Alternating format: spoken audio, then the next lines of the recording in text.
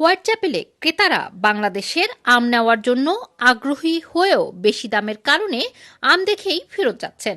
ক্রেতারা বলছিলেন, বাংলাদেশি আমের চাহিদা থাকলেও দাম গত বছরের চেয়ে বেশি।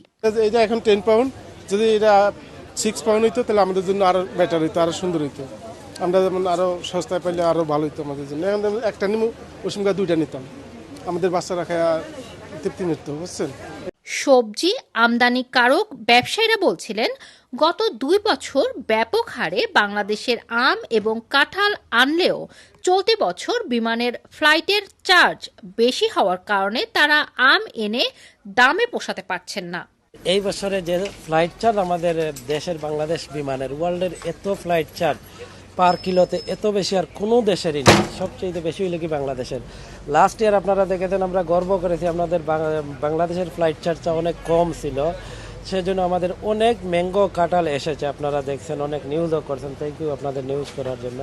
আর এই বছর আমাদের সম্ভব না, এই ম্যাঙ্গোটা হইল কি 1.5 কিলো, 10 পাউন্ড শুনলে কাস্টমার না নিয়ে চলে যায়। 80% কাস্টমার নিচ্ছে না বাংলাদেশের ম্যাঙ্গোগুলো দামের কারণে। Bangladeshi fruits and vegetables importers অ্যাসোসিয়েশনের সভাপতি রফিক হায়দার বলছিলেন, সরকারের উচিত ফ্লাইট চার্জ নিয়ন্ত্রণে আনা। আমাদের বিভিন্ন ধরনের মার্কেটের অবস্থা এবং এই দেশের ডিমান্ড অনুযায়ী আমরা চেষ্টা করছিলাম যাতে কন্টিনিউ জিনিসটা আসতে পারে, কিন্তু এবার হচ্ছে কি, এবার ফলনও চাষও কম হচ্ছে, বাংলাদেশেও ডিমান্ড বেড়ে গেছে।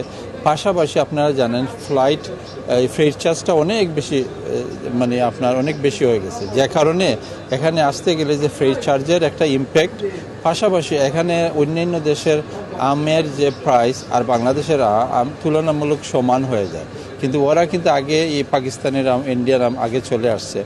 আর এই আম কাঁঠালের যদি প্রাইস রিজনেবল না থাকে, তাহলে এখানে মার্কেটিং করা, এখানে ডিস্ট্রিবিউশন করা কাস্টমারদের জন্য, গ্রাহকবৃন্দদের জন্য অনেক কষ্টসাধ্য হয়ে যায়।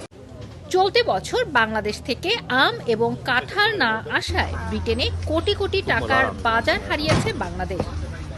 রুমানা রাখি, এটিএন বাংলা, UK।